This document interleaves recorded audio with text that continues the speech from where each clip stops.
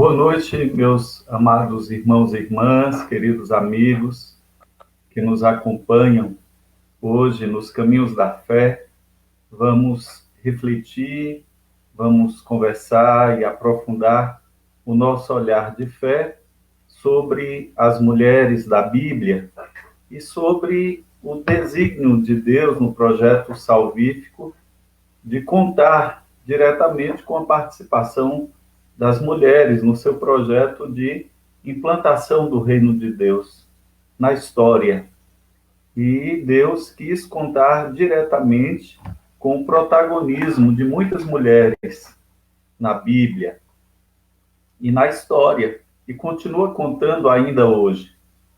Para refletirmos sobre este tema tão importante e relevante em nossa caminhada e no nosso olhar de fé, o nosso olhar teológico, antropológico, cultural, social, vamos conversar com a professora Mercedes Banquer, né? Ela que é teóloga, é biblista, doutora em Bíblia, e atua em vários cursos aqui em nossa arquidiocese, no curso de Teologia para Leigos. Ela tem participado já há algum tempo conosco, tem sido uma presença muito rica entre nós, e hoje é a nossa convidada especial para esta noite, para este bate-papo que vamos fazer, à luz da fé, do magistério da igreja, numa reflexão teológica, bíblica, sobre a importância da mulher no plano da salvação. Então, boa noite, professora Mercedes, seja bem-vinda a este nosso bate-papo. Eu passo, neste momento, a palavra para que a senhora se apresente, falando quem é a professora Mercedes, qual o caminho percorrido até chegar aqui, e depois retomamos um pouco com uma pequena introdução para o tema da noite. Então, boa noite. Agradeço muito o convite para poder estar aqui participando com vocês deste programa hoje à noite. É um prazer muito grande e certamente a gente vai aprender juntos, juntas, com as questões que serão feitas, né? Então, a minha trajetória, eu sou Mercedes Branquer, eu sou natural de Santa Catarina, vivi muitos anos, 24 anos em São Paulo. E por que eu vivi tanto tempo em São Paulo? Porque de lá eu fazia um trabalho na América Latina e Caribe,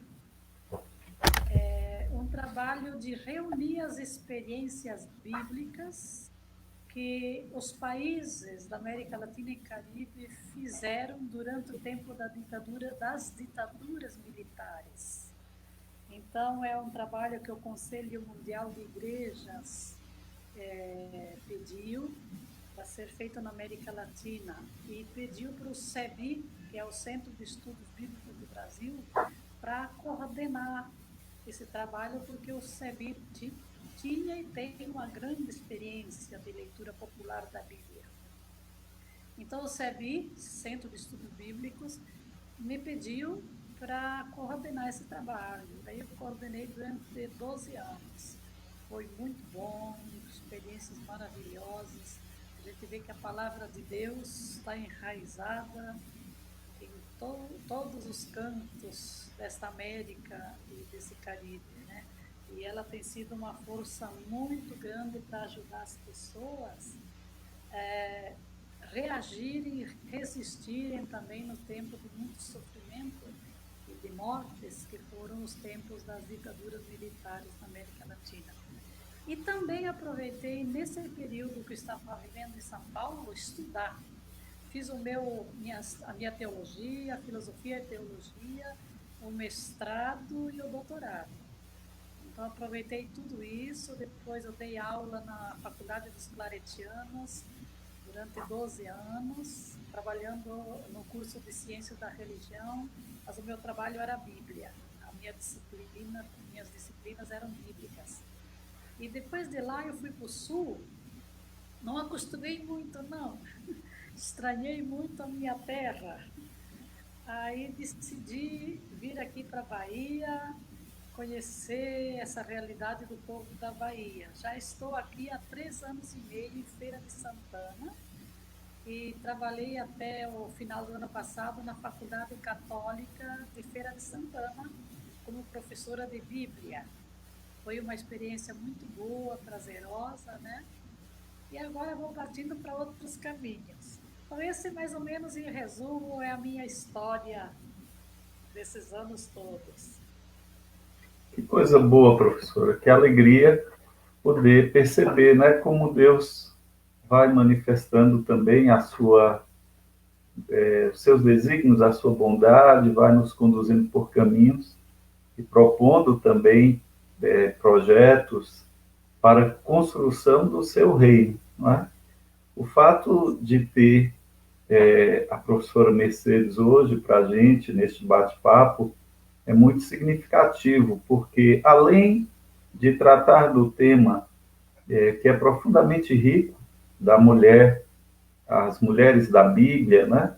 E a participação das mulheres no plano da salvação, nós estamos falando com uma mulher que percorreu um caminho, né, de aprofundamento das fontes bíblicas, né, da construção deste projeto, e tem, por isso mesmo, não só autoridade intelectual pela pesquisa feita, mas autoridade moral também, por ser uma mulher que traz um testemunho, né, de vida para cada um de nós. Queremos acolher os nossos amigos que já estão se aproximando, se achegando. O nosso abraço a Márcio Desquivel, que nos acompanha, Janete, Cida, nossa querida Cida, sua aluna também do curso, Sueli, Catarina, lá da Paróquia das Graças, a nossa amiga Valéria, também nosso irmão Marcelo, do Conselho de Leigos, o nosso irmão Josimar Bazoni, também, que é do Conselho de Leigos, estão aqui presentes conosco, e acompanhando, né? Além de outros que Cris, a professora Cris, nossa amiga Cristina, Jaimilton, do Movimento de Cursilhos, e outros que ainda não sinalizaram, né? Mas que vão se achegando conosco, nossa querida Bia, minha comadre também, esposa de Marcelo, nossa amiga Edileuza, lá de Barreiras, que também atuou, né, no Conselho de Leigos, tem um trabalho social interessante ali naquela região.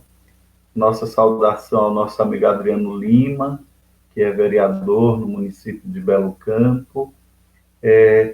Queremos, de fato, acolher cada um que nos acompanha, tia Ermita, que atuou durante mais de 30 anos na pastoral carcerária, fazendo um trabalho significativo aqui em nossa cidade, Elizabeth, que está chegando, enfim, cada um de vocês sintam-se também em casa para essa nossa conversa, que hoje trata exatamente deste tema, não é? As mulheres da Bíblia. Nos tempos bíblicos, a gente sabe que a mulher não tinha na sociedade os mesmos privilégios que o homem. E talvez hoje, aliás, hoje também não é diferente. Claro, já avançamos bastante, mas ainda assim há diferenças. As primeiras páginas da Sagrada Escritura registra esses acontecimentos. Com efeito, na época do Antigo Testamento, a mulher, após o casamento, passava a ser propriedade do marido. Passava, portanto, embora não fosse sua escrava, mas estava submetida ao marido. Por lei, por exemplo, ela não poderia romper este vínculo do matrimônio e desfazer a união, ao passo que o homem tinha o direito de repudiá-la e de se casar novamente. O marido podia também tomar decisões pela mulher e por seus filhos, o que a mulher não era também permitido. As passagens bíblicas, as personagens bíblicas as mulheres da Bíblia foram figuras com traços fortes de personalidade, na fragilidade humana, mas com muita firmeza naquilo que realizaram. A vida da mulher bíblica transcorria entre a casa e o campo, onde ela trabalhava duramente e assim sucessivamente. A professora Mercedes vai nos ajudar a compreender melhor essas dimensões. Também importante frisar o aspecto do Novo Testamento, a manifestação de Jesus, que muda tanto, muda significativamente essa lógica da exclusão da mulher, de um olhar negativo. E Jesus, então, se aproxima das mulheres, não é? E da mulher. Protege as mulheres contra o abuso do poder dos homens, recomendando que não se faça o divórcio. Jesus, no seu grupo, tinha também mulheres que o acompanhavam, estavam presentes na missão dele, mulheres como Susana, como Joana. Jesus conversa com uma estrangeira à beira do poço, aquela mulher samaritana, e rompe uma série de tabus ali estabelecidos, conversa com as prostitutas e as liberta do jugo, né, da discriminação, lhes propõe um novo caminho do arrependimento, enfim, dos seus erros, e elas então encontram lugar no céu, assim como a figura marcante de Maria Madalena. Jesus salva a vida da mulher adúltera, evitando que ela fosse apedrejada, que ela morresse. Jesus faz amizades com a mulher, Marta, Maria. Jesus faz o seu primeiro milagre, a transformação da água em vinho, para atender o pedido de uma mulher, da sua mãe. E Jesus se fez homem, né? Assumindo a humanidade, veio ao mundo no ventre de uma mulher, viveu essa relação da filialidade. Jesus morre na cruz e entrega a sua mãe ao discípulo amado, aos cuidados de João. Enfim, Jesus sente compaixão das viúvas, da viúva de Naim, que perde o filho único, e assim sucessivamente. As mulheres tiveram, no tempo de Jesus, um novo olhar, não mais aquele jugo pesado que vinha do Antigo Testamento. Então, professora Mercedes, eu fiz essas colocações apenas para provocá-la no sentido de que a senhora pudesse agora nos ajudar a compreender este mistério de fato, o papel e a importância das mulheres da Bíblia e o que isso diz hoje a nós, cristãos, católicos e de outras igrejas também. Fique à vontade para que a senhora nos ajude nessa reflexão. Daqui a pouco a gente traz aqui algumas participações dos nossos amigos, irmãos que nos acompanham nesta live. Obrigada pela introdução aí, isso é muito bom. O primeiro ponto que eu queria realçar nessa apresentação que você fez é que nós temos que ter consciência que a Bíblia foi escrita num período que a sociedade tinha essa visão patriarcal, androcêntrica. Androcêntrica é andros de homem, quer dizer, a sociedade toda era organizada em torno do masculino, como você bem falou. E patriarcal, porque existe uma hierarquia, existia e existe ainda em muitos lugares hoje, onde a superioridade do homem à mulher era padrão na sociedade. Então, os escritos bíblicos, nós entendemos que quando aparecem as mulheres, é porque essas mulheres eram muito ativas, tinham uma liderança muito forte, que conseguiu até romper esse padrão do silêncio, da inferioridade, de ficar sempre atrás, né, abaixo. Então, a gente vê, se vai olhar nos evangelhos, no início do cristianismo, nas cartas paulinas, principalmente, deuteropaulinas, principalmente as paulinas, e o Ato dos Apóstolos, muitas mulheres têm uma liderança muito acentuada. Significa que o cristianismo nasceu no colo das mulheres. Só que como estavam vivendo numa sociedade patriarcal, androcêntrica e principalmente o Novo Testamento, com toda a influência da cultura grega, que a cultura grega é fortemente marcada pelo machismo. A palavra machismo é nossa hoje, mas é o patriarcalismo, né? Então, a beleza dos escritos bíblicos é saber, perceber e entender esse texto que relata a presença da mulher, por exemplo, né? Eu selecionei várias, que o diácono aí me disse assim, selecione algumas. Tenho bastante, mas aí vamos ver o tempo possível, né? Então, minha pesquisa no mestrado, eu fiz sobre Agar. Agar do capítulo 16, Gênesis 16, porque tem a Sara e Agar no capítulo 16 e tem Sara e Agar no capítulo 21. São circunstâncias diferentes, né? No capítulo 16, mostra o conflito por causa do patriarcalismo, o conflito entre as mulheres. Agar era a serva de Sara, né? Então ali aí a história, a narrativa ali, que é uma forma de contar a história para passar o ensinamento.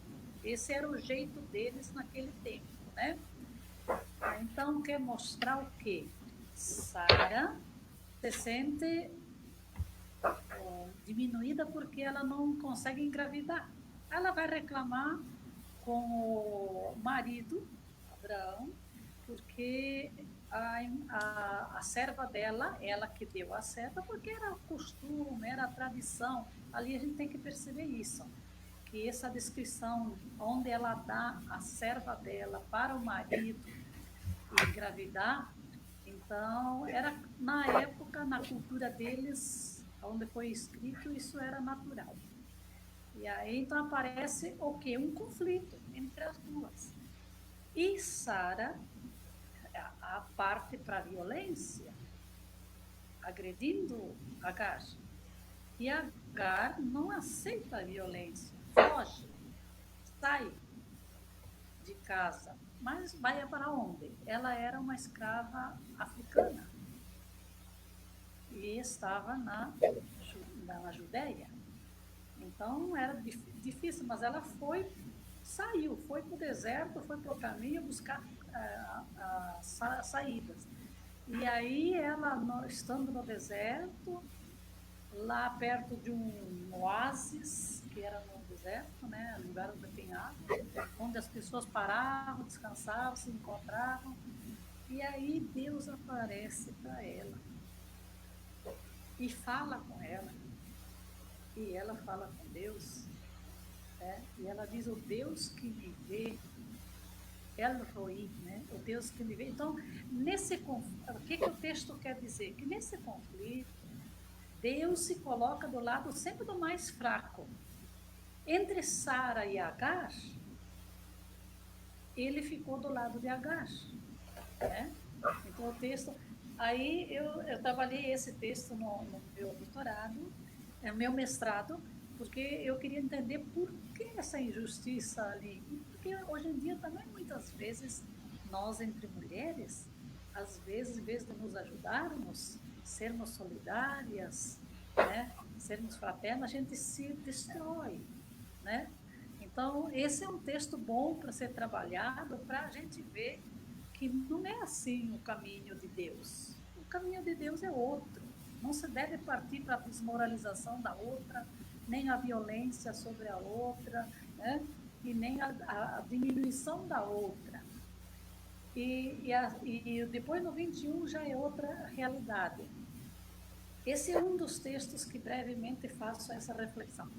Agora, no capítulo de Gênesis 12, 10 a 20, tem outra história, daí uma história que mostra o quê? A fome que tinha na Palestina. Aí Abraão e Sara vão para o Egito em busca da comida, porque no Egito, como tinha o rio Nilo muito grande, então lá a produção era farta. E o rei, que era o império da época, ele tinha os silos para guardar os alimentos. Então, quando o povo tinha fome por causa da seca que dava na Palestina, eles iam para o Egito. É interessante nesse texto que Sara não diz uma palavra. Eles descem, vão lá para o Egito, e aí Abraão fica preocupado, porque diz que Sara é muito bonita. Então ele sabe já que na cidade os homens já ficam de olho nas mulheres bonitas. E o rei, como tinha todo o poder, podia mandar buscar essa mulher que ele achavam bonita e passar lá. E aí o rei fazia a festa dele, né? Com as mulheres bonitas. Aí interessante é que, novamente, aí Abraão diz para ela, tu diz que tu é minha irmã. Porque se tu diz que tu é minha mulher, aí eles vão me matar para ficar contigo. Aí, depois de toda essa história montada, quem é que vai em defesa de Sara, que está na mão do faraó? Aí Deus começa a mandar castigo sobre o faraó, e aí o faraó se dá conta que alguma coisa está errada. Então ele se dá conta que ele estava errado, e aí ele diz, foi lá reclamar com Abraão, por que mentiu?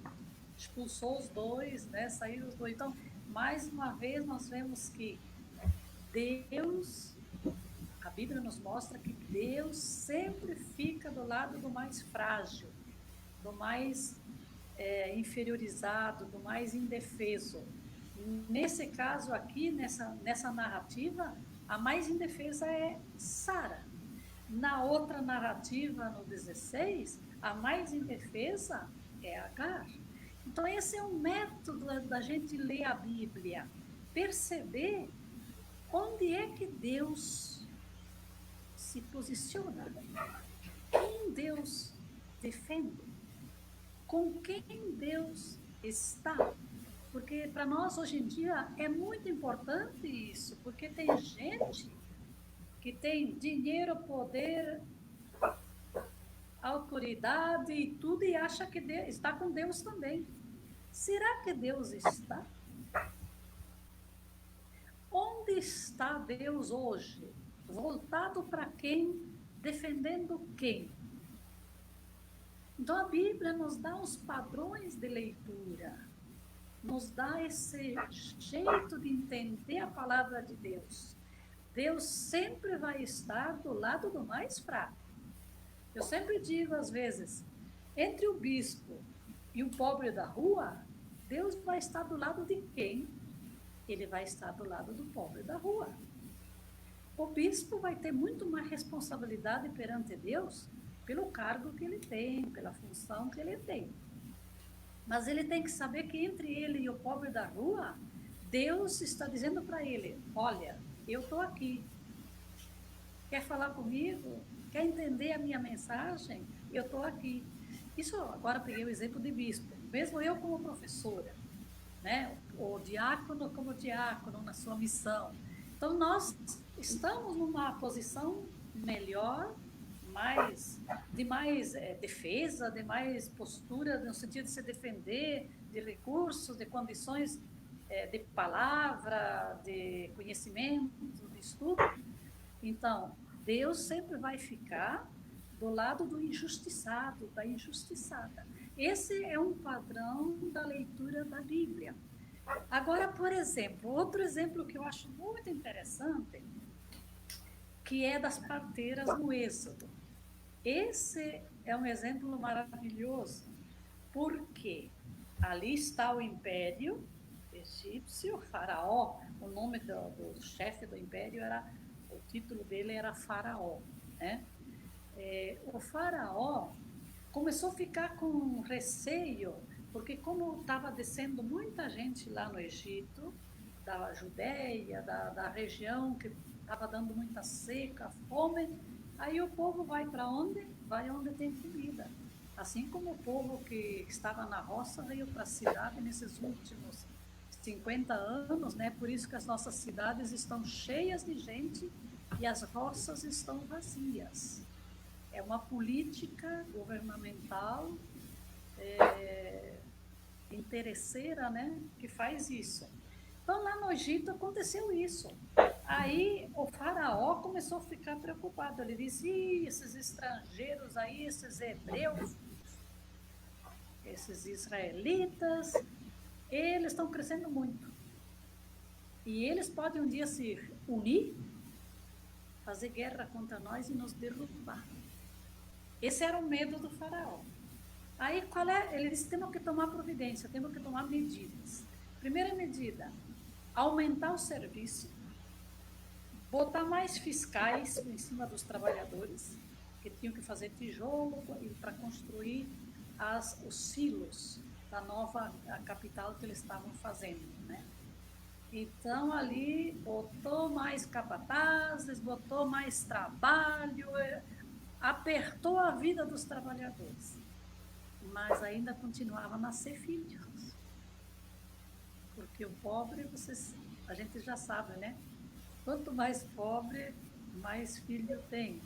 É o mecanismo de defesa do próprio organismo, né? Da sobrevivência humana. Aí, então, o faraó pensou assim: pô, não adiantou nada, eles continuam crescendo, então eu vou lá pegar as parteiras deles. Vou falar com as parteiras deles e vou dar ordem para elas. Elas têm que matar os meninos quando nascem, para aí diminuir o povo deles, principalmente os meninos, porque vão fazer parte do exército, né? Aí então foi lá, deu a ordem para as parteiras, a parteira chamada Séfora e Fua.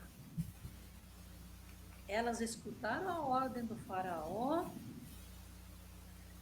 e analisaram: é isso que Deus quer? Não é isso que Deus quer. Nós entendemos que Deus quer a vida. Então, nós não vamos obedecer o faraó, mas não vamos dizer nada para ele. Aí as crianças continuaram nascendo. O faraó se deu conta que a ordem que ele deu não estava sendo obedecida pelas mulheres, pelas parteiras. Foi pedir explicação e a sabedoria delas, elas disseram o quê? Não, quando a gente chega na casa das israelitas, as crianças já nasceram. Nós não podemos matar, porque já nasceram. As israelitas são mulheres fortes. Então, quer dizer, essa é um mecanismo. É claro que não era assim, mas é um mecanismo que as mulheres usaram para driblar o poder opressor, o poder violento, o poder que era um poder de morte. Não era um poder que governava em defesa da vida, mas elas tinham uma ética profissional como parteiras, princípios onde elas entendiam que como parteiras elas tinham que fazer tudo para poder salvar a criança, salvar a vida. Né? Então, ali diz que Deus abençoou as parteiras e as famílias dela. Conclusão: mais um jeito de ler a Bíblia, onde Deus se coloca do lado daquelas pessoas que defendem a vida, protegem a vida, salvam a vida. Então, são textos maravilhosos. E a metodologia que a gente tem que usar para ler esses textos, porque a gente às vezes lê muito piedoso. Quando a gente bota muita piedade em cima do texto, o texto fica afogado. A gente tem que ler o texto com os pés no chão, e o texto também nasceu com o pé no chão, né? Então, ali é muito importante perceber É uma atitude política dessas mulheres. Elas não estavam pensando em atitude política, mas por que eu digo que é uma atitude política? Porque era o imperador, o dono, o império, o chefe do império, dando ordens. E elas, no meio desse conflito, desse sofrimento, elas seguiram os princípios da fé delas, seguiram o caminho de Deus. Que Então, hoje bonito. em dia, também, sim, Sim, que bonito. pode Vamos falar. vendo aqui, nessa sua primeira fala, duas coisas significativas que penso que já podem ficar guardadas na memória e no coração de cada um. A primeira é: Deus se coloca sempre ao lado dos pobres, dos fracos. Deus é aliado dos pobres, Deus é aliado dos fracos. Ele está no meio dos pobres. E a outra é: Deus está sempre ao lado dos que defendem a vida, dos que salvam a vida. Duas realidades muito fortes que nos animam em tempos difíceis também, em que a vida está tão ameaçada por mecanismos diversos, não só por uma pandemia, mas por um sistema que ameaça sempre a vida dos fracos e dos mais pobres. Então Deus se coloca, Deus é aliado, Deus é amigo dos pobres. Ele está ao lado das pessoas que salvam a vida. Aqui, professora, tem algumas participações. Gleude, que está em Salvador, lembra? Ela cita aqui: lembrei-me desta frase: a força feminina transformou a história num ato de fé. A força feminina transformou a história num ato de fé. Josimar traz aqui uma questão que posteriormente a senhora pode tocar, e depois seguindo aí o seu esquema também, já de reflexão proposto. Josimar diz assim: gostaria que a professora Mercedes comentasse sobre as personagens bíblicas Vasti e Esté, do livro de Esté. Normalmente as igrejas realçam a figura de Esté, que obedeceu ao rei para salvar o seu povo. Porém, Vasti enfrentou o rei e o desobedeceu, descumpriu as suas ordens. E Josimar, então, cita que Frei Carlos Mestres disse que Vasti também deveria ter uma estátua em sua homenagem, né? São aqui as colocações dos nossos amigos. Márcio de Esquivel lembra que a mulher foi protagonista da ressurreição de Jesus, foram as primeiras a receber a notícia da ressurreição de Jesus. Eu aproveito, então, nesse intervalozinho, para mandar aqui também o nosso abraço para a Luísa, aqui da Paróquia da Catedral, Gessi, que é aluno do curso de Teologia também, e participa do SCC na Paróquia das Graças, para Nádia, da Paróquia das Candeias, Gleude, que já citei, Salvador, Elizabeth, Corina, que é da Paróquia Santa Luzia, da comunidade Nossa Senhora do Carmo, para o nosso amigo Léo, que eu gostaria que ele se identificasse. Eu estou em dúvida se é de Manaus ou se é daqui da nossa região. Cleide, que é do apostolado, da oração, e, enfim, são eles. Tânia fala que as mulheres da Bíblia sempre trazem uma lição de conhecimento. Muito atenta para ouvi-la nesta noite, professora. Tânia, salvo engano, também é aluna do curso de teologia. Algumas pessoas estão observando que o seu som está um pouco baixo, mas a gente quer pedir que a senhora fale um pouquinho mais alto. É difícil lhe pedir isso, o seu tom é mais suave, sempre assim, mas se der para falar um pouco mais alto, alguns estão achando que o áudio está um pouco baixo. Cida recorda: felizes os que são perseguidos por causa da justiça, porque deles é o reino do céu. E aí, então, professora, mulheres marcantes, mulheres que foram chamadas para um projeto maior, muito amplo, que é a realização do reino de Deus. Aí vem, claro, a senhora vai falar disso, quando Maria diz que Deus confunde os fortes, derruba os poderosos e eleva os humildes. Deus é amigo dos pobres. Deus é amigo dos que defendem a vida. E então, professor, e o papel dessas mulheres? Quem mais a senhora pensou em trazer para esse olhar sobre as mulheres da Bíblia? Em primeiro lugar, eu concordo com aquele, não sei o nome da pessoa lá, sobre Esther e Vasti. Josimar. Josimar. Josemar. Josemar. Sim, então isso é verdade. É verdade, porque Vasti se opôs ao rei que queria que ela desfilasse nua numa festa para o prazer dele e apresentar a mulher dele para os outros homens. E a Vasti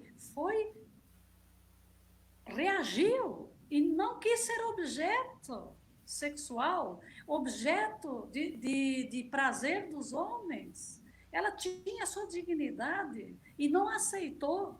Por isso, claro, quem tem o poder derruba quem quer que esteja inferior. Então o rei descartou Vasti e aí entra toda a história de Esther. E Esther é descrita como a boa judia, né? Então, ali contrapõe, a gente tem que criticar ou fazer uma leitura crítica a textos assim, porque ele está contrapondo duas mulheres, que as duas têm contribuições muito importantes nas suas posturas, mas uma não é inferior à outra. Por isso que eu concordo com o Frei Carlos Mestre quando diz a Vasti tem que ter um monumento para ela também, né? Porque ela assumiu uma atitude de dignidade da sua pessoa como mulher, né? Agora, outro texto que eu queria ver, que é muito interessante, é a Raab, que ela aparece também na genealogia da história de Jesus, em Mateus. Raabe diz lá que é uma prostituta, mas uma colega minha que fez um mestrado dela, ela diz que o verbo quer dizer mulher solteira, mulher sozinha. Porque Raabe, a narrativa diz, é lá de Josué 2, seguinte, 9 e 10 lá para frente. Então, Raabe era uma pessoa que vivia só e na divisa, em cima da muralha de Jericó. E ali é muito interessante porque os espiões que Josué mandou, que seriam sem terra, ir lá dar uma olhada na terra que eles iam fazer a ocupação.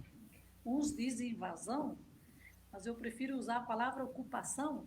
Então, antes de ocuparem, Josué mandou uma equipe na frente para dar uma pesquisada, uma avaliada e conhecer um pouco a realidade. Mas quando eles chegaram ali onde estava na casa da Raab, se ela era prostituta ou não, se ela tinha hospedagem ou não, eu sei que ela acolheu os dois. E quando ela viu que tinha os segurança do rei que estavam atrás, ficaram sabendo que tinha os espiões da terra, foram atrás para prendê-los. Ela o que fez? Escondeu os dois na parte superior da casa. Ela era uma profissional que trabalhava com a produção, escondeu no meio da produção, até que passasse. Ela disse para os soldados do rei, não, eles não estão aqui, eles passaram aqui, eles já estão na frente, de fato eles estão vendo a terra, sim, estão fiscalizando a terra, né? Aí depois que ela conseguiu despachar os policiais, ela pegou os dois, ela disse, vocês sumam daqui rapidinho, porque eles estão atrás de vocês. Ela ajudou a descer a muralha para eles poderem ir embora para não serem matados. Para não ser... Aí, claro, ela fez um acordo com eles também, aproveitou que ela disse aqui, todo mundo sabe que o Deus de vocês é um Deus muito poderoso, ajudou vocês a atravessar o Mar Vermelho, passar livres, vivos. Esse Deus também ajudou vocês a vencer outros reis ali. Nós temos notícias de um Deus poderoso. Então, a gente sabe que vocês vão invadir aqui, vão ocupar, vão tomar conta. Então, por favor, me proteja, que eu protegi vocês e proteja a minha família. Então, se é prostituta, se é mulher sozinha, o que a gente tem que olhar no texto é não se prender a isso, mas se prender à atitude de solidariedade dela com os dois que iam fazer um reconhecimento da terra, que muitas vezes os movimentos sociais fazem isso. Antes de tomar atitudes, fazer ocupações, seja no espaço urbano, seja no espaço rural, tem que conhecer, tem que fazer as coisas bem organizadas, bem planejadas. Então, se você encontra traidores ou traidoras, nunca dá para seguir os processos. Ali mostra que a Rahab usou de uma sabedoria muito grande, de uma esperteza muito grande, e também de uma solidariedade profunda com esse povo que estava buscando outras terras, né? Então, hoje em dia também, a solidariedade, seja o momento agora que nós estamos vivendo, quanta solidariedade a gente está vendo nas periferias, com o mundo com o povo dos morador de rua, com tantos outros lugares. Então, esse gesto é um gesto de coragem, de solidariedade, e é onde Deus está. Porque se a Bíblia registra essa narrativa, não é por acaso. Tem uma finalidade, tem uma mensagem bíblica, né? Então, a mensagem de Deus é a importância da solidariedade com os necessitados, com os desprotegidos, com os desprovidos. Que Talvez bonito. agora podemos Professora. ir para o Novo Testamento, Sim. Diácono? Então, a senhora está me Você? ouvindo? Sim, estou. O pessoal tem sugerido, se for possível, que a gente coloque o fone, se tiver o microfone. Se não, podemos continuar, sem problema. Eu me lembro, enquanto a professora arruma ali o equipamento, é bonito um canto que a gente sempre cantou nas comunidades e continua cantando, que é: eu acredito que o mundo será melhor quando o menor que padece acreditar no menor. A palavra de Deus nos impulsiona por este caminho, não é? E muitas vezes nós somos até intimidados a pensar que Deus está ao lado dos poderosos. E há aqueles que acreditam na força dos poderosos, não é? E nós temos que confiar num Deus que se faz amigo dos pobres, companheiro de caminho dos pobres, que caminha com os fracos para confundir os fortes. Essa mensagem de hoje tem sido muito importante para reforçar em nós esse processo de olhar para frente com esperança e de nos organizarmos enquanto povo de Deus para um caminho novo, para reconstruir caminhos novos na história. E isso sim viver o Evangelho, não usar uma roupagem de aparências, de santidade e de fidelidade e querendo manter a nossa vida no status quo, na nossa zona de conforto, né? Estamos sendo muito provocados, sem dúvida. Professora, aqui para ir interagindo mais um pouquinho, para a senhora já passar para o Novo Testamento, Cláudio Gonçalves foi aluno também do curso. Querida professora Mercedes, pessoa do bem, ele manda dizer. Luísa recorda que a humildade de Maria em colocar-se nas mãos de Deus e cooperar com o Senhor na sua grande missão deve ser exemplo para todos nós. Edileuza diz que Esther, mulher corajosa, arriscou a sua vida para salvar o seu povo de um grande massacre. Quero a coragem de Esther. E assim, outros amigos estão se achegando. Seria bom que também na interação pudesse se identificar de onde está falando, mandar o seu alô, mesmo que não tenha alguma pergunta, mas escreva, estou aqui, estamos juntos, porque nem sempre dá para a gente visualizar quem está acompanhando ou não. Quando as pessoas escrevem uma mensagem, a gente consegue identificar. Mas vamos continuar, professora, passando por esse caminho aí do Antigo Testamento, que nos fez compreender que o projeto de Deus é se fazer companheiro de caminho ao lado dos pobres, amigo e defensor dos que defendem e salvam a vida. E eu me lembro de um canto lá da Diocese de Juazeiro. Eu estive lá no encontro no ano 2017 e foi aquele ano do laicato, e havia um refrão muito bonito que eles cantavam dizendo: o nosso Deus é o Deus da vida, o nosso Deus é justiça e paz. Esse é o caminho que a senhora nos apresentou agora, de um Deus que coloca-se ao lado dos pobres e rompe as barreiras, não é, do preconceito. Eneida Bonfim lembra aqui e faz uma pergunta. Eneida é da Diocese de Caetité.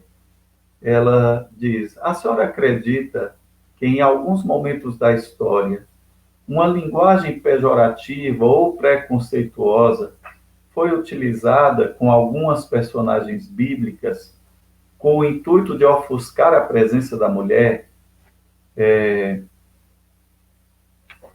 Deixa eu voltar aqui que correu o texto. Com o intuito de ofuscar a presença da mulher, como, por exemplo, a figura de Maria Madalena, é a pergunta de Eneida. E Márcio Desquivel recorda que, de fato, professora, a mulher bíblica pode ser encontrada em muitas mulheres hoje, especialmente naquelas mais pobres. Estatísticas indicam que nas favelas o papel da mulher é fundamental no cuidado com os idosos e crianças. São responsáveis pela manutenção financeira da família, são manicures, lavadeiras, cuidadoras, são mulheres que dedicam a vida, gastam a vida para cuidar e defender a vida dos outros. O nosso amigo Alberto, de Macarani, diz que acolher, valorizar e defender a vida dos pobres é a opção preferencial da igreja. Por quê? Porque é a opção preferencial de Jesus. Então, professor Mercedes, vamos passar para a página do Novo Testamento. Tá certo. Então, não sei, eu estou testando agora com o microfone. Está melhor? Melhorou, sim. Ah, melhorou? Ah, então está. Então, essa da Maria Madalena confirma isso que a ouvinte aí falou. Durante muitos séculos, se sempre determinou Maria Madalena como a prostituta. Mas atualmente tem muita pesquisa, até estou já reunindo os materiais, que eu quero fazer uma pesquisa mais profunda sobre Maria Madalena, porque ela não foi prostituta, não é a prostituta, mas é uma forma do patriarcalismo androcêntrico que está na igreja. Vamos reconhecer e falar bem a verdade. Na nossa igreja católica, não quero me meter nas outras igrejas, mas falando na igreja católica, a gente tem que caminhar muito ainda para poder nos encontrar o momento de filhos e filhas de Deus, porque tem só os filhos de Deus que são mais importantes. As filhas de Deus são inferiores. As filhas de Deus não têm direitos. As filhas de Deus têm que ser submissa para ser aceita. Então, isso com a leitura bíblica da Madalena, claro, a Madalena foi a grande testemunha da ressurreição e a grande companheira junto com outras mulheres, era líder de outras mulheres, na missão junto com Jesus, desde a Galileia até o último momento na ressurreição, e certamente nos mais de 120 que estavam reunidos no Pentecostes, Madalena, mãe de Jesus, todas estavam lá, né? Então, as mulheres sempre caminharam juntos. Jesus foi o grande profeta que veio e resgatou, porque até ali, vocês podem ver, antes de entrar no Novo Testamento, as mulheres quase não aparecem mais. Elas aparecem mais no tempo do tribalismo, no tempo mais antigo. Mas depois do exílio, elas quase praticamente vão desaparecendo. Por isso que tem as histórias populares de Ruth, de Esther, de Esther e Judite, e o Cantar dos Cantares. São textos críticos ao contexto histórico. E quando Jesus vem, Jesus dá um testemunho de resgate da dignidade de homens e mulheres juntos, né? Depois, quando vão instituindo as comunidades vão se estruturando e se instituindo como instituições, pronto, volta de novo ao patriarcalismo, né? Então, Maria Madalena, mas agora está sendo resgatada, a apóstola dos apóstolos, né? Mas depois aí um dia se pode fazer um estudo mais detalhado, quem sabe, só sobre Maria Madalena, né? Agora eu queria conversar um pouco sobre Maria. Todos nós temos... Sim? A senhora vai falar agora sobre Maria. O padre Irineu, que esteve aqui, a senhora esteve aqui conosco, ele estava dando um curso sobre a missão, a missionariedade da igreja. Ele está mandando um grande abraço.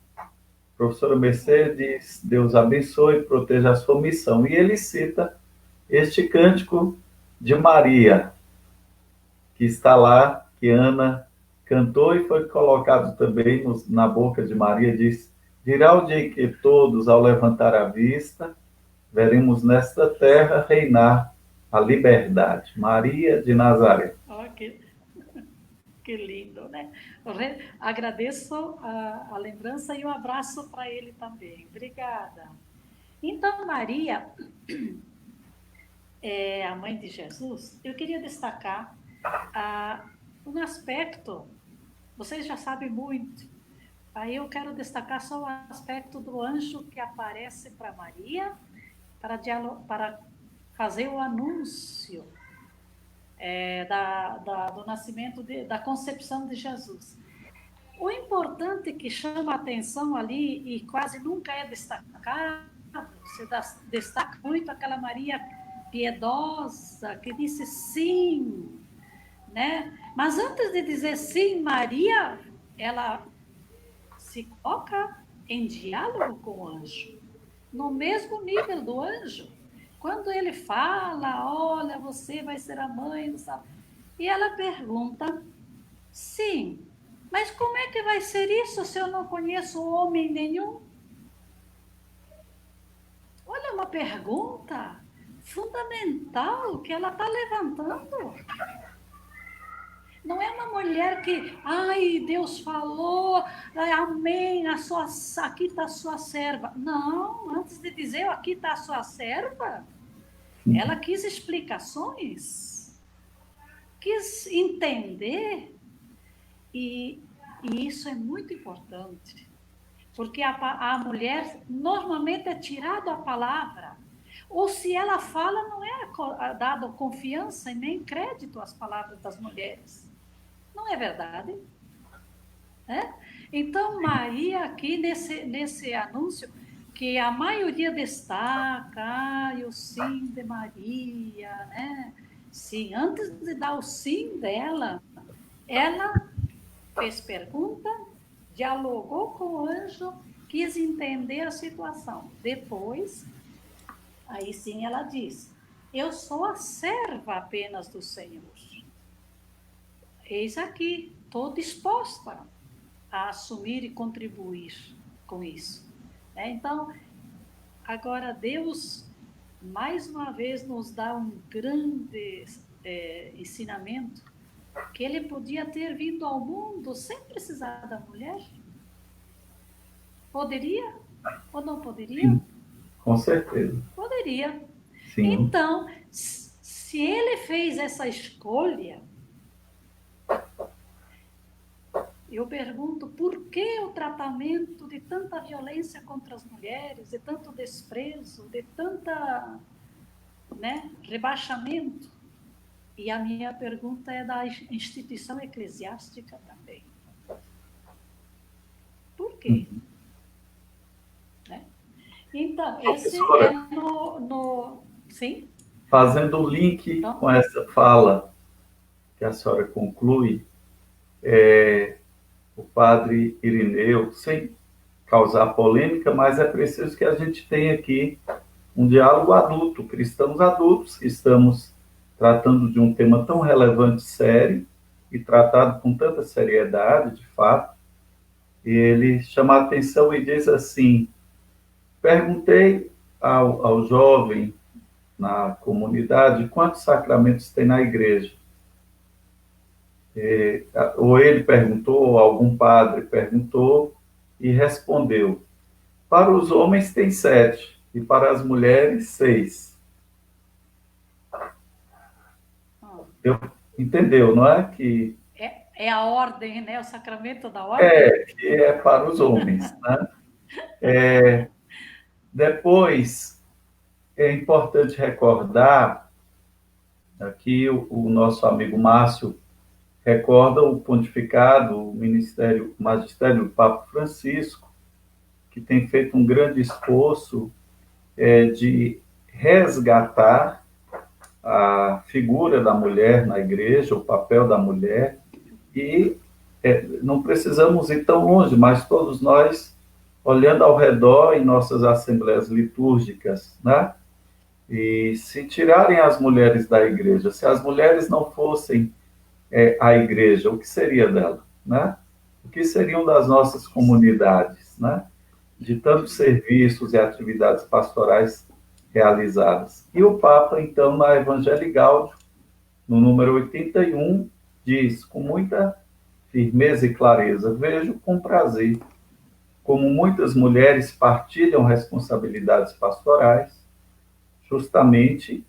juntamente com os sacerdotes, contribuem para o acompanhamento de pessoas, famílias e grupos e prestam novas contribuições para a reflexão teológica. Aqui estamos com uma biblista, uma teóloga, mulher, né? Mas ainda, diz o Papa, é preciso ampliar os espaços para uma presença feminina mais incisiva na igreja. E ele já começou, na reforma da Cúria Romana, nomeando mulheres para funções outrora só assumidas por homens, por clérigos, e hoje assumidos espaços assumidos com muita competência também por mulheres, nas diversas comissões teológicas e em outros espaços. Muito bem, professora. Isso. Retorno a palavra à senhora. Só para saber o tempo, que eu estou vendo que... Fique tranquila. Podemos... Vamos continuando. Eu acredito que todos estão atentos. Claro, chegamos a 1 hora da live, né? Ainda podemos prolongar por mais uns 10, 15 minutos, acredito, né? O tema está muito interessante, a abordagem é muito envolvente também. Acredito que ainda é possível continuar mais um pouquinho. Certo. Isso que o senhor diz é verdade. Tem muita gente que está com essa preocupação de fazer com que a Igreja Católica ela chegue mais perto de Jesus. Né? Aquilo que o Papa está trabalhando muito, que ele diz que ele quer trazer Jesus de volta à Igreja. Porque uma vez um jornalista perguntou: o senhor quer reformar a Igreja Católica? Ele disse: não, eu não quero reformar. Eu só quero trazer Jesus de volta. E Jesus vai fazer a reforma. Porque ele é que vai ser o guia, a orientação, né? Então, isso é verdade. Tem muita gente trabalhando, são solidários com as mulheres. Agora, sempre é bom a gente ir observando.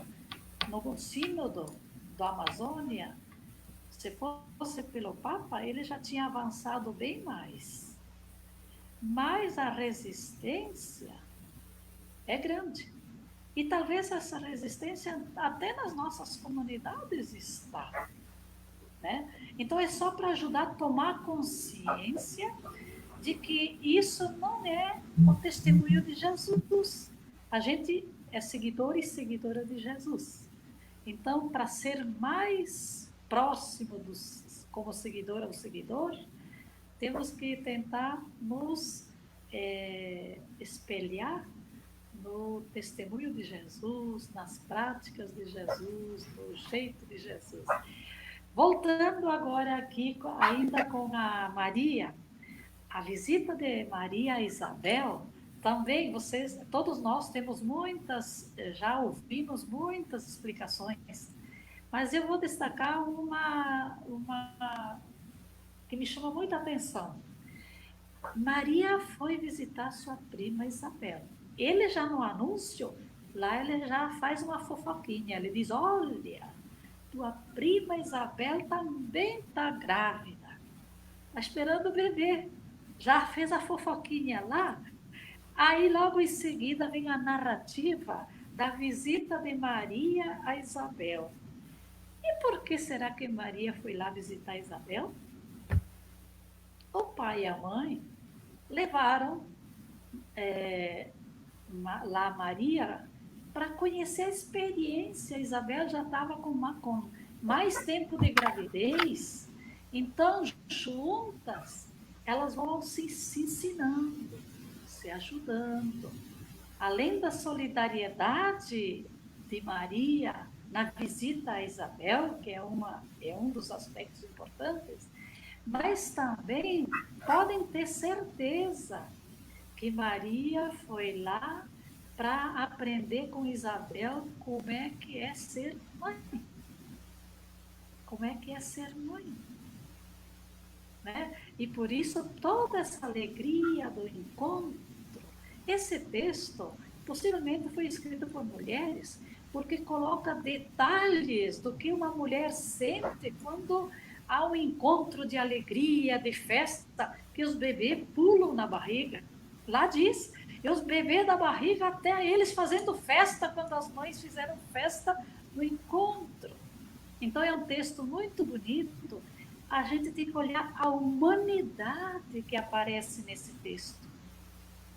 Às vezes a gente lê tão longe, tão espiritual, que não se vê esse lado humano, como hoje em dia as mulheres também fazem, se ajudam. Aí quem conhece mais nos interiores, a mãe vai na casa da filha para ajudar quando está perto de ganhar nenê, ou se a mãe não pode, as vizinhas vão. Então, Maria e Isabel estão mostrando esse lado humano da convivência e também do ensinamento de quem já sabe mais, passar para outra. E a solidariedade nesse momento. Porque esse lado humano do texto, nós também precisamos resgatar. Que quanto mais humanos somos, mais revelamos o rosto divino. Que bonito. Porque o próprio Jesus se fez humano para revelar a divindade dele e, ao mesmo tempo, resgatar em nós esse divino que está em cada ser humano, em cada criatura. Paulo diz, nós somos morada de Deus, somos templos de Deus, né? Aos Coríntios, ele falou. Então, depois disso, dessa visita bonita, desse encontro, dessa experiência, aí veio o Magnífica. Essa profecia foi resgatado lá de Ana, no Antigo Testamento, e aí é uma profecia política, porque diz o quê? Primeiro ela faz o agradecimento de louvor a Deus, por Deus tê-la escolhido para essa grande missão de contribuir para a encarnação de Deus na humanidade, né? O divino no humano. Agora, depois, ela fala da sociedade desigual que existia na época e faz o pedido, derruba os poderosos. O pedido não, ela faz a profecia de qual é a vontade de Deus, que Deus vai derrubar os poderosos de seus tronos, elevar os humildes, despedir os ricos de mãos vazias e encher de comida, encher de condições aos pobres, aos famintos, atender essa parte. Então, é uma profecia de um caráter social, de uma visão de sociedade. Nós não podemos ler os textos bíblicos como se fossem enquadrados só dentro da igreja. Nós temos que ler os textos bíblicos no chão da vida, colocar o texto na sua realidade. Então, esse Magnífica de Maria, ele é bem inserido na realidade da época da desigualdade. E hoje, mais do que nunca, esse Magnífica é tão atual, não é? A desigualdade do nosso país é escandalosa, agride Deus, ofende Deus, porque não é a vontade dele. E outro momento de Maria que eu quero destacar é na água, na festa de casamento. Bodas de Caná. É as bodas de Caná, isso. Então, professora, antes da senhora falar desse acontecimento, aqui algumas saudações especiais. A nossa amiga Eneida reforça isso que a senhora acaba de dizer, como é importante reconhecer a presença da mulher na igreja, multiplicando momentos como esse, onde se discutem questões tão importantes com respeito, maturidade e propriedade. Luísa reafirma o protagonismo de Maria, né, o seu sim para a realização do projeto de Deus, sem titubear e compreendendo que era necessário assumir, rompendo as convenções da época, não se prendendo às convenções. E Cida recorda que Maria meditava e guardava no seu coração a força, né, da palavra de Deus. E acolhemos com muita alegria também aqui o Dom Ionilton, Dom José Ionilton Lisboa de Oliveira, que é o bispo da prelazia de Itacoatiara, lá na Amazônia. O Dom Ionilton faz a sua saudação à professora Mercedes, e diz que só conseguiu chegar há pouco. A saudação a nós, agradecemos, e ao Conselho de Leigos da Arquidiocese de Vitória da Conquista. Dom Ionilton trabalhou um período aqui conosco e realmente foi uma presença marcante, continua sendo, né, o trabalho que ele realiza. E amanhã é o nosso convidado para a live de amanhã, falando sobre o Sínodo da Amazônia. Então, nosso grande abraço também ao Dom Ionilton. Maria, essa mulher humana que soube dizer sim a Deus e compreender o seu projeto de libertação. Qual foi, então, o papel de Maria nas bodas de Caná, professora? Como é que a senhora nos faz compreender essa belíssima passagem do Evangelho? É interessante, obrigada pela oportunidade. Ali nas bodas de Caná, se a gente observa o texto, Maria é a liderança da festa. Maria está liderando a festa. Foram falar para ela que já não tinha mais vinho. E ela disse, foi lá e falou com Jesus, aqui está faltando vinho. Jesus dá aquela resposta que parece até meio mal educada com a mãe, mas ela não se preocupou com a resposta, porque toda mãe conhece seu filho. Aí, o que ela disse? Foi lá, deu a ordem para os servos, façam tudo o que ele mandar. Ela sabia que ele ia mudar de ideia, que depois ele veio e mudou de ideia, né? Então, a Maria ali, o texto está mostrando a Maria como uma liderança de comunidade, que ela está atenta a tudo. Não é a dominadora, mas é a articuladora, é aquela pessoa que está ali na comunidade observando e também ajudando e fazendo as coisas funcionarem. Então, a Maria aqui, o João, ele nos mostra essa mulher líder na comunidade, sábia, muito atenta, muito confiante naquilo que o filho vai fazer. Ela não discutiu, não ficou triste, não chorou pela resposta que o filho deu. Ela só foi lá e continuou o processo dela. Foi lá, deu a ordem para o servo e disse, lá, vocês façam tudo o que ele mandar, viu? Aí depois vem a continuidade. Claro, eu estou olhando a atitude de Maria nesse relato, nessa narrativa. Agora, as bodas de Caná, aí tem como texto, conjunto do texto, teria toda uma outra dimensão, né? Claro. Ali, então, gente, mas eu estou só destacando aqui esse lado bem humano que o texto descreve a presença de Maria, essa mulher observadora, atenta e que ela vai dando as ordens para que as coisas funcionem bem. Porque depois que ela deu a ordem, faça tudo o que vocês quiserem, ela sai da cena, entra Jesus. Pois, Maria sempre aponta para Jesus, né? Maria sempre nos leva a Jesus. Essa é a sua missão. Dom Ionilton está recordando aqui, professora, que o Sínodo da Amazônia, de fato, teve várias manifestações em defesa de uma maior valorização das mulheres na igreja.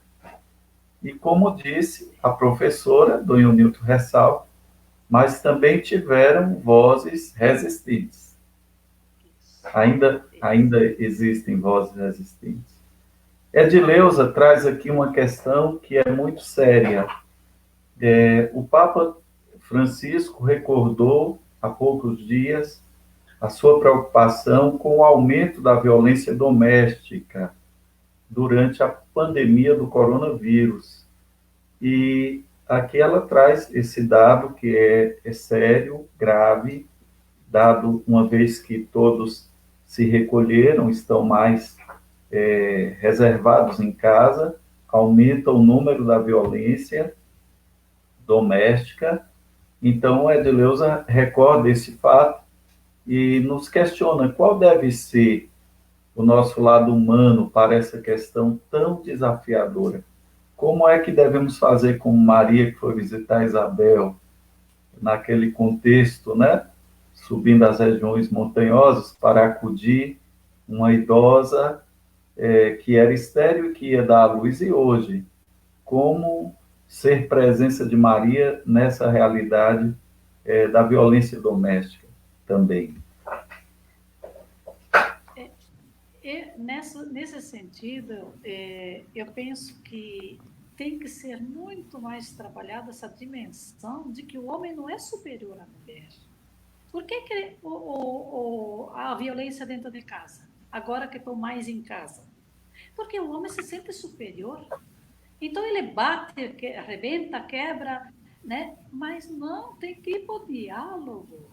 Porque todo mundo fica meio nervoso, mulher, criança, marido, filhos, todo mundo porque quebrou o esquema de espaço livre fora. Então é muito exigente para todos nós.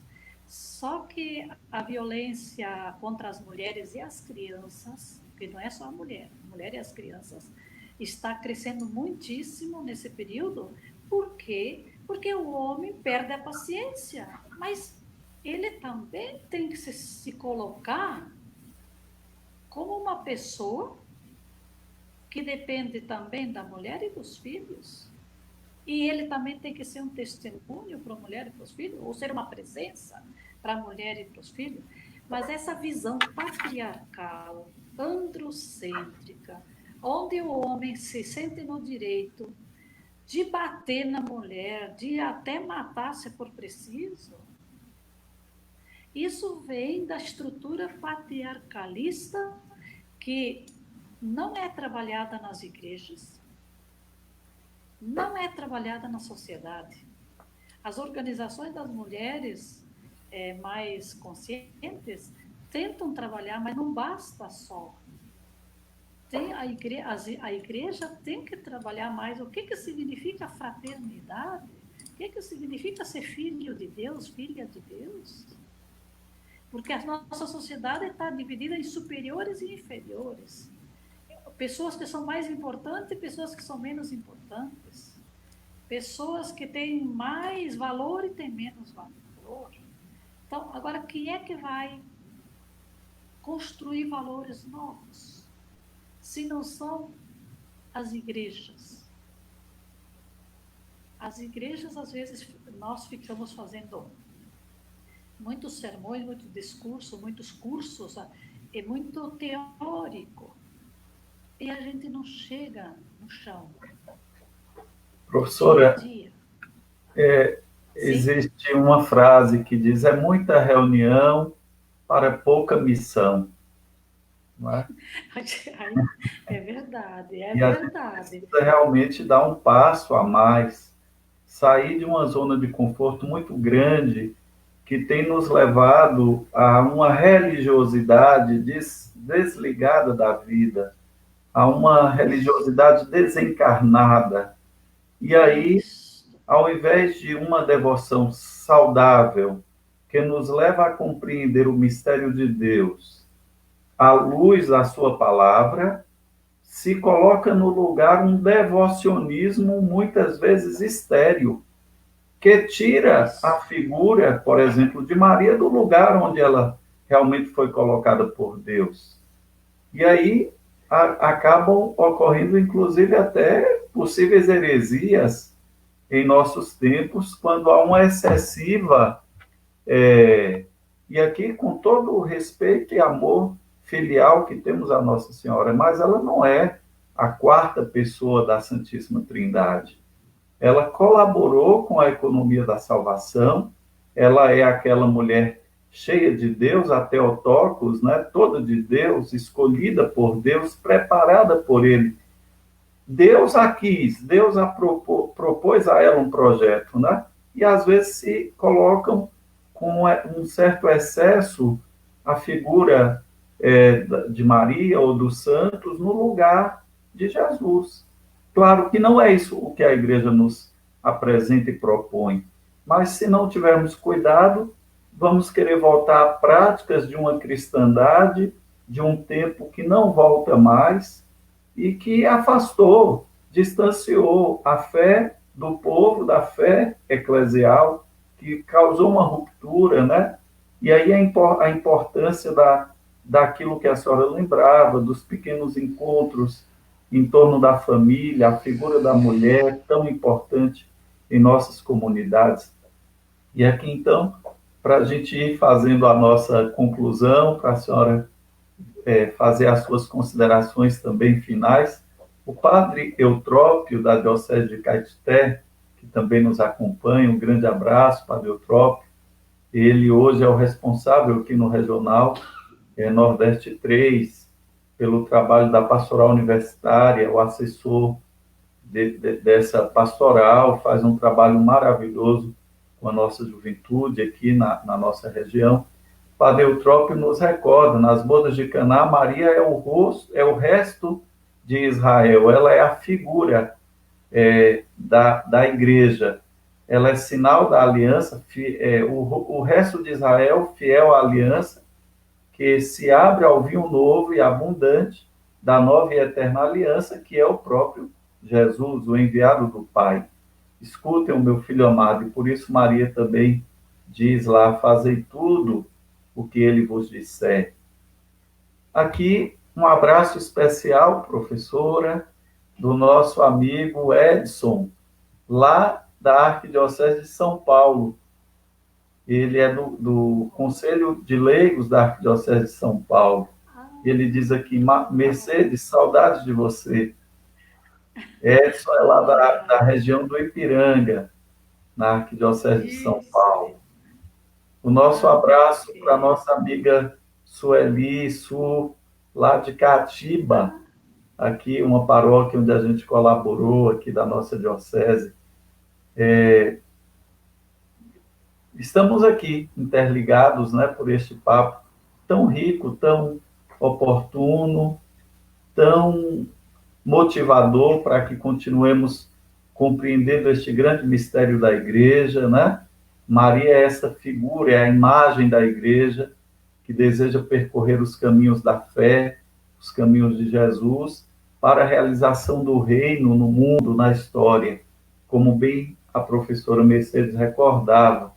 Essa ligação fé e vida, que muitas vezes está desconectada, né? E aí caímos em vazios que não correspondem à compreensão da Bíblia, né? Com muita piedosismo, né? Com um excesso de piedade, né? Que não ajuda a uma compreensão do mistério. E então, professora, as mulheres da Bíblia, Maria, essa mulher marcante, que é sinal e figura também de todas as outras mulheres lá do Antigo Testamento. Essa mulher do sim, da missão, do serviço, que também nos recorda, como a senhora lembrava, que Deus é amigo dos pobres. Como é que podemos concluir esta live de hoje? Claro que gostaríamos de permanecer. Tem muito assunto, mas precisamos concluir, dado que estamos chegando a 1h30 da selfie, da conversa, mas precisamos deixar um gostinho de quero mais para convidá-la para um segundo momento, para continuarmos a nossa reflexão. Porque depois, com Maria, a gente continua no outro momento também, porque tem muita coisa, né? O que eu queria ajudar, trazer aqui uma pergunta para todos nós levarmos e refletirmos. Será que nós não botamos Maria muito nas alturas? E aí a gente não encontra mais a Maria da Bíblia? Vocês viram que eu tentei destacar o lado humano, né? E isso não diminui a fé, né? Porque a teologia, a gente tem que cuidar para a gente não ficar palavras que vão subindo, vão distanciando da realidade da vida. ou mesmo de Jesus, será que nós não estamos distanciando muito Jesus da terra? Ou melhor, do humano? Se Deus se encarnou na humanidade, tem um grande ensinamento. Cristianismo é Deus que se encarnou na humanidade para elevar a humanidade a Deus. E agora nós estamos jogando tudo para lá, para as alturas ainda, e deixando o vazio desse humano cotidiano que caminha, que come, que chora, que conversa, que reza, que sofre angústia, sofrimento. Esse lado humano de Jesus, precisamos resgatar. Se nós resgatamos esse lado humano, encontramos Jesus nas pessoas. Encontramos Jesus na história. Encontramos o Jesus, o Deus presente, Deus conosco. E o mesmo digo de Maria, porque às vezes a gente eleva tanto Maria para o céu que ela desaparece do que ela ensinou para nós através da Bíblia. Então eu deixo como reflexão para nós. Não é a verdade. Eu só coloco para a gente ir pensando, revendo. Agradeço muito, Diácono Luciano, dessa oportunidade. Agradeço muito as pessoas que me conhecem e dirigiram sua palavra. Agradeço muito os que não conheço, mas estiveram conosco nessa tarde, nessa noite, para reflexão. O pouco que a gente sabe, a gente reparte e vamos aprendendo juntos sempre mais. Obrigada. Que bom, professora.